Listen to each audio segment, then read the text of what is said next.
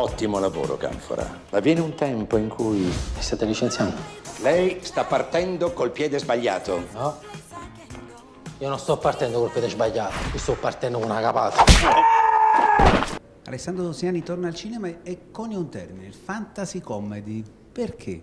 È perché secondo me bisogna prendere un po' dalla fiaba tutto il surreale possibile e immaginario e poi bisogna unirlo però alla commedia che prende proprio spunto dalle radici, dalla realtà.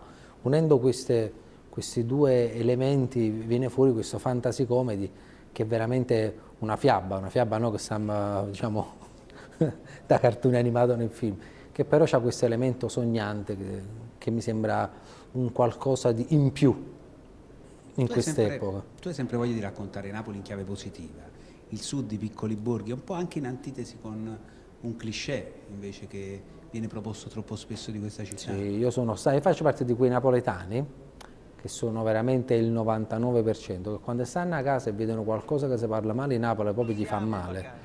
Quando vedono anche tutti questi film sulla criminalità, su sta cosa, faccio parte di quella Napoli là.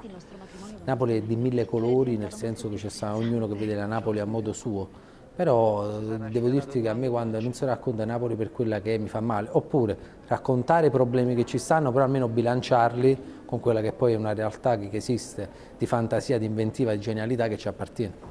Per Napoli un miracolo quale potrebbe essere per il 2015? Ma il problema non è più fare un miracolo napoletano oppure farlo nazionale o europeo, qua c'è un miracolo internazionale, perché il lavoro è una cosa che prima mancava a Napoli ma manca in tutto il mondo.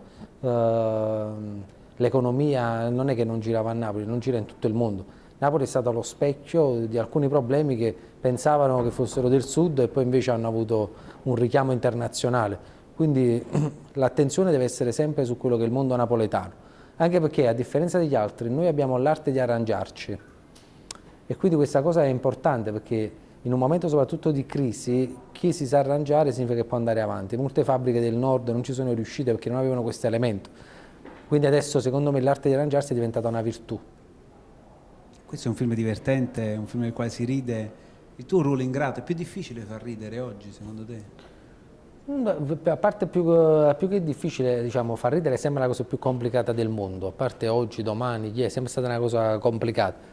L'unica cosa che secondo me non ha tempo ed è senza tempo è proprio l'emozione, no? L'emozione è senza tempo. I film devono essere secondo me senza tempo perché attraverso proprio questa dimensione riescono a dare il meglio. C'è un cast importante e tanti bambini, vi siete divertiti molto immagino. Assai, mi sono molto divertito con i bambini perché erano disarmanti, anche imprendibili.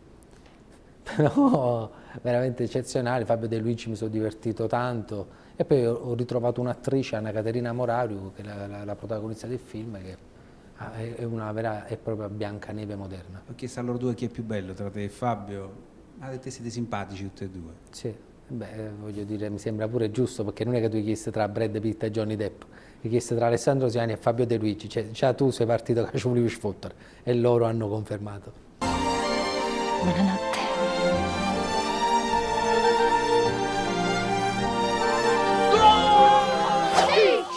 Sviluppa la super cuoca! Ma come, pure tu? Ma quando ci va, ci va!